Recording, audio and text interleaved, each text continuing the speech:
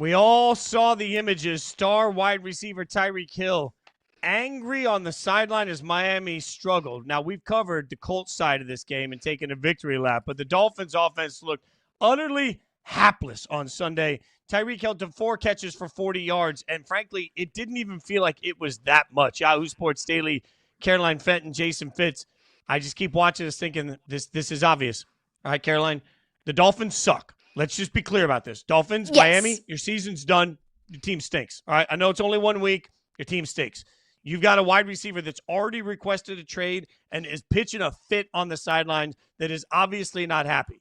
There's another team in the AFC that now desperately needs help at wide receiver. Caroline, as we sit right now, I absolutely believe the Kansas City Chiefs should be making a call and doing whatever it takes to trade for Tyreek Hill. I do not disagree with you in the slightest. And then we just saw that video and Tyreek Hill is shaking his hands. He's so visibly upset. It's week 1. Like, that's in mid-season form. The level of frustration that it looked like Tyreek had with this offense, with Tua, it's week 1. I don't think that's getting any better. So I think there's 2 sides of this. One, should the Chiefs trade for Tyreek Hill? I think 1,000% absolutely. Because Xavier Worthy, his status is up in the air, of course, with the dislocated shoulder. He and Travis Kelce collided against the Chargers.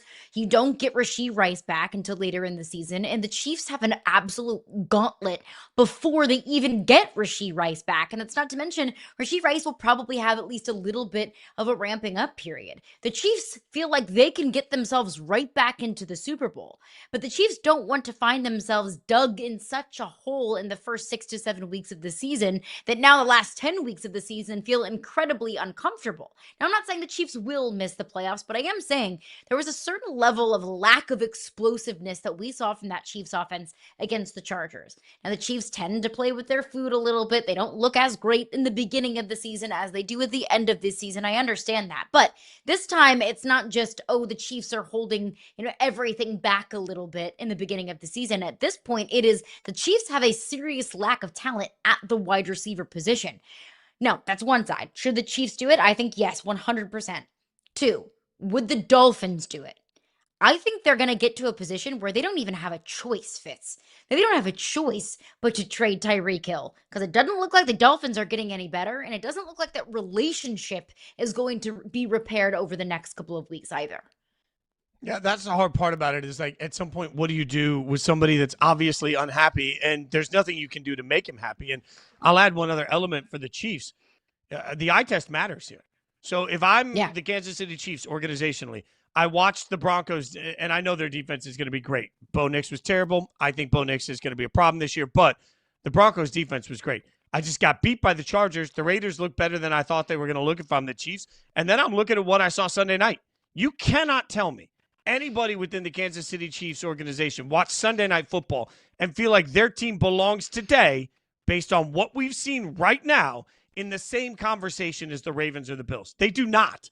You have to have somebody that can bail you out. And I understand that that's been Mahomes, rightfully so. But that's even more part of why I love the idea of Tyreek Hill. I said last week, I loved Adam Thielen going back to the Vikings because he knows the offense, he knows the system, he knows the city, he knows everything, he's comfortable. Tyreek Hill is the same. Now, maybe he's lost some of that top-end speed, and that is the thing that really separates him. But if you're the Chiefs, you don't know when Xavier Worthy is going to come back. You have no idea. Right now, there are some reports that depending on what this process looks like, he could require surgery. Maybe, according to some reports, he could miss the whole season. We don't know yet. What we do know is that as it stands right now, the Chiefs are not top shelf in the AFC. I understand their resume. I understand their history. I also understand what we saw last night. And we saw a Bills team that can absolutely score from anywhere. We saw a Ravens team that I think is going to be a nightmare matchup offensively. Over the course of the weekend, we saw a Chiefs team that looked slow and late and incapable of really getting a lot of separation. We saw a Chiefs team that looks like they're going to put everything on Superman's back,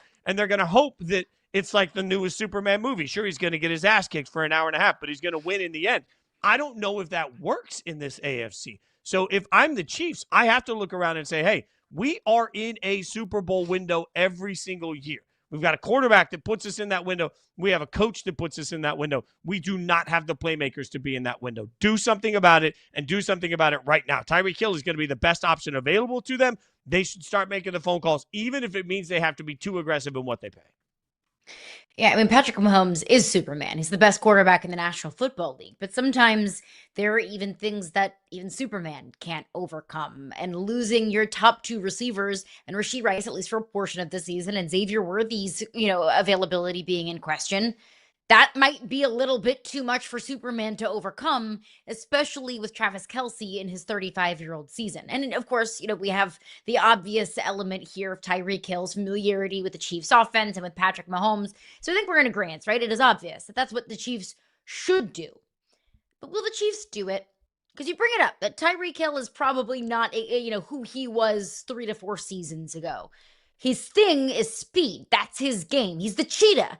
That's something that you lose over time. That speed goes away once you kind of hit that 30-year-old threshold, give or take a couple of years. Well, Tyreek Hill is now in his 31-year-old season. So I think it's fair to expect regression since he had regression last year from the 2023 season. Tyreek Hill, though, is not any cheaper just because he's less of who he was at his peak.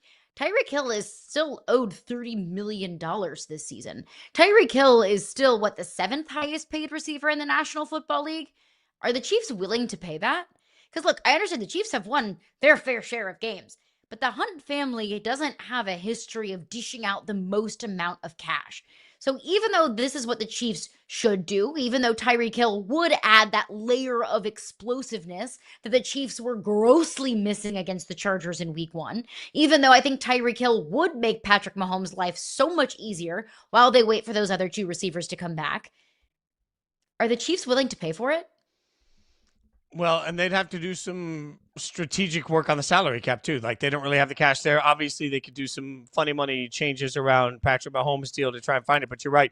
It's a combination of salary cap damage, and then it's a combination of outlet of cash that they'd have to come up with right away. So there are those elements. I guess, how bad do you want to win? Like, I can't. Yeah. If the reason that the Chiefs don't acquire Tyreek Hill is because they don't think he has it left in the tank, fine. All right, they're the Chiefs. They've earned benefit of the doubt. If the reason is salary cap or money, that's a joke.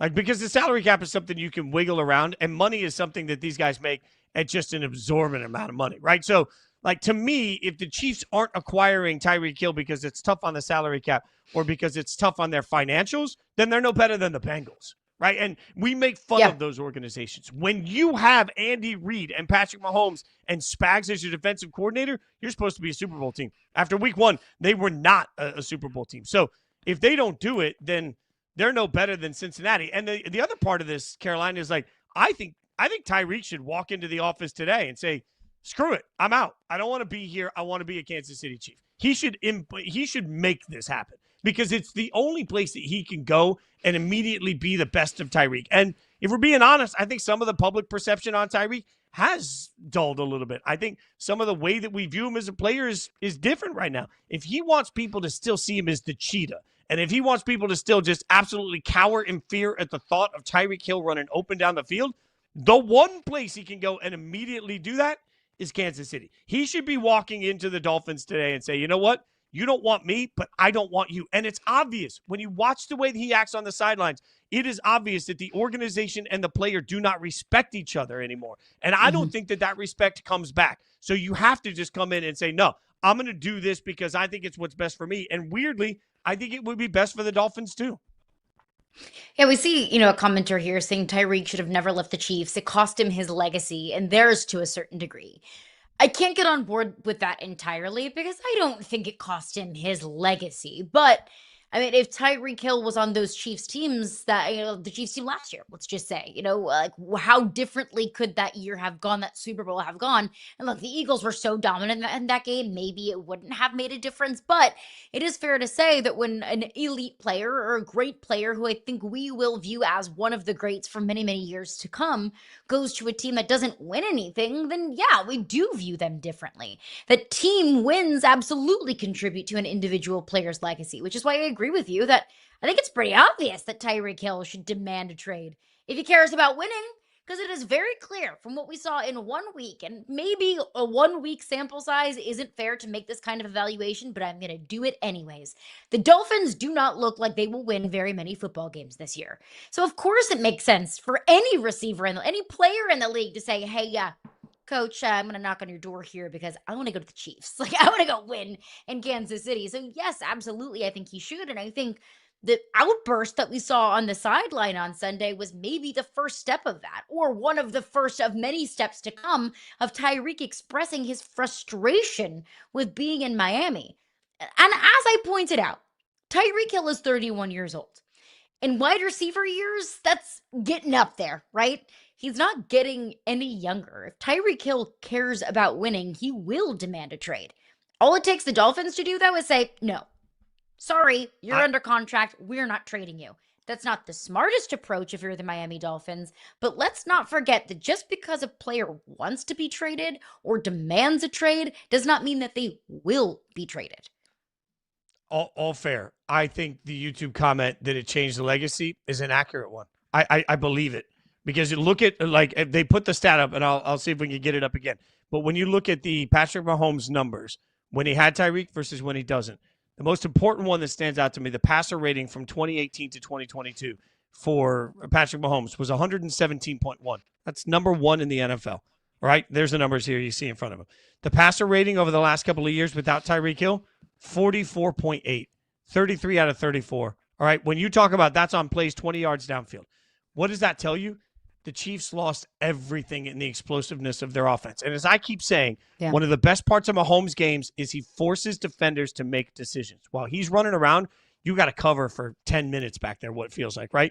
If you got to cover Tyreek Hill that long, if he has any of that burst left over the course of the last couple of years, I think we're talking about a wide receiver and a quarterback combo that's won back-to-back-to-back Super Bowls. And you can't tell me, in my mind, 3 straight Super Bowls for a quarterback and a wide receiver, that's a different legacy. I think Tyreek Hill going to the Dolphins has absolutely impacted the legacy simply because of the rings that he would have accumulated with Patrick Mahomes, with Andy Reid. And he went out and he got paid, and the Chiefs made a decision. They didn't think they needed him. And to be clear, the Chiefs have invested since then, right? They tried to pay big money for a wide receiver. Didn't work. They drafted Xavier Worthy. Health is going to be an issue on there. They drafted Rashee Rice.